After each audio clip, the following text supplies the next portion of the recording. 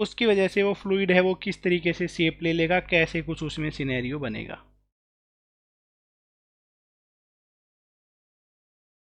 ये अपने पास में है कोई व्हीकल, तो टायर लगा दिए, व्हीकल बना दिया या कंटेनर बना दिया ऐसा मान लो। इसमें देखो क्या होगा, जैसे जैसे ये ए एक्सेलरेशन से आगे की डायरेक्शन में जा रहा होता है, तो इसके अंदर में जो फ्लूइड है ना, वो अपनी शेप को ऐसी बना लेता है। मतलब इधर से ऊपर उठ जाता है फ्लूइड, इधर से इसका लेवल थोड़ा सा नीचे आ जाता है। ऐसा अपने पास में सिनेरियो बन जाता है। ठीक है। अब बेटा हमें बताना है इसमें जो हॉरिजॉन्टल है उससे ये एंगल कितना बनाएगा। ठीक है। या जो अपने पास में हाइट और लेंथ है इनमें डिफरेंस कितना होगा या क्या कुछ रहेगा। ठीक है। Let a vehicle, let a container has acceleration a in horizontal direction. A acceleration है हॉरिजॉन्टल डायरेक्शन में। ठीक है।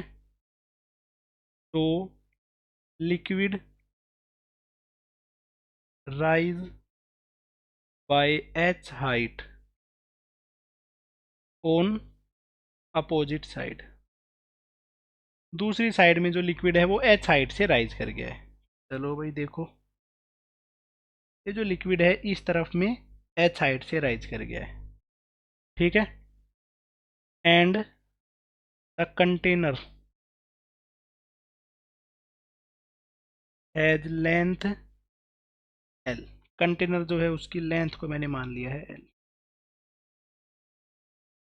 ठीक है। अब हमें इसमें क्या क्या कैलकुलेट करना है। ठीक है। और let angle theta with horizontal the surface of liquid makes. जो लिक्विड की सरफेस है वो एंगल थीटा बना रही है हॉरिजॉन्टल के साथ में। तो चाहे ये एंगल थीटा लिख लो हॉरिजॉन्टल से, चाहे ये एंगल थीटा लिख लो, एक ही बात है। ये दोनों लाइन अगर पैरेलल हैं, हॉरिजॉन्टल तो पैरेलल ही होता है, तो ये एंगल है थीटा, ये भी थीटा है। ठीक है। तो हमें जो एंगल थीटा है वो निकालना है, इस एच और एल के बीच में रिलेशन निकालना है, ए और जी के बीच में रिलेशन निकालना है। बिल्कुल आसान है, कुछ मुश्किल क्वेश्चन नहीं है। देखो तो मेरे बच्चे, इस पॉइंट को मैं बोल देता हूँ ए, इस पॉइंट को मैंने बोल दिया है बी, और इस पॉइंट को मैंने बोल दिया है सी। ए बी और तीन पॉइंट हैं, इन तीनों पॉइंट्स को मैंने ऐसे ऐसे करके नाम दे दिए। ठीक है। ए वाला है वो तो बेटा डायरेक्ट एटमॉस्फेयर के कांटेक्ट में है, तो ए वाले पॉइंट पे जो प्रेशर है वो रहेगा पी नोट। नेक्स्ट, सी वाला जो पॉइंट है वो भी एटमॉस्फेयर के कांटेक्ट में है, तो सी पे जो प्रेशर होगा वो होगा पी नोट। अब बी पे जो प्रेशर है वो निकालता हूँ मैं। बी पे अपने पास में जो प्रेशर है वो निकालता हूँ हाइट की वजह से। Pressure at B is equal to A का pressure, pressure at A plus rho G H. Pressure at B is equal to P naught plus rho G H. ये बन गई है एक equation. Pressure due to depth, वो वाला concept यहाँ पे यूज किया है। ठीक है। हॉरिजॉन्टली एक्सेलरेट कर रहा है, इसकी वजह से भी प्रेशर एट बी लिखा जा सकता है। Pressure at B is equal to pressure at C plus rho A L. C और बी के प्रेशर में है बेटा वो डिफरेंस लिख रहा हूँ मैं, आगे की डायरेक्शन में जा रहा है तो पीछे की तरफ प्रेशर ज़्यादा होगा, तो ऐसे लिख दी। प्रेशर एट बी, सी का प्रेशर तो एटमॉस्फेरिक प्रेशर था क्योंकि डायरेक्ट कॉन्टैक्ट में है, तो रो ए एल। ये बन गई है इक्वेशन नंबर 2। तो इक्वेशन नंबर 1 और इक्वेशन नंबर 2 इन दोनों को सोल्व करते हैं। ठीक है। By equation number 1 and 2, left side दोनों की सेम ही है तो राइट साइड भी सेम होगी। P naught plus rho G H is equal to P naught plus rho A L.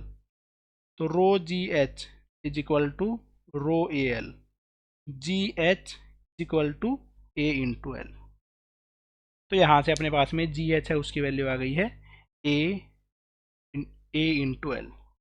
अगर मैं यहाँ से निकाल लेता हूँ एच बाई एल, तो वो आ जाता है ए बाई, चलो एक चीज़ हमें पता चल गई है। अब बेटा ये जो एंगल है ओरिजोनटल से जो एंगल बना रहा है वो निकालना है, तो इसके लिए हम लगा लेते हैं टेन थीटा। टेन थीटा हो जाता है परपेंडिकुलर अपॉन बेस, तो यहाँ पे परपेंडिकुलर है एच, बेस है एल, इधर पे मैं यूज कर रहा हूँ tan theta is equal to h upon l, but h upon l की वैल्यू क्या थी, ए बाई एस, ये चीज़ आपको याद रखनी है। या अगर हमसे पूछ ले थीटा, थीटा की वैल्यू आ जाएगी tan inverse of A by G, ये लिखना भी बिल्कुल सही है, इसमें भी कोई दिक्कत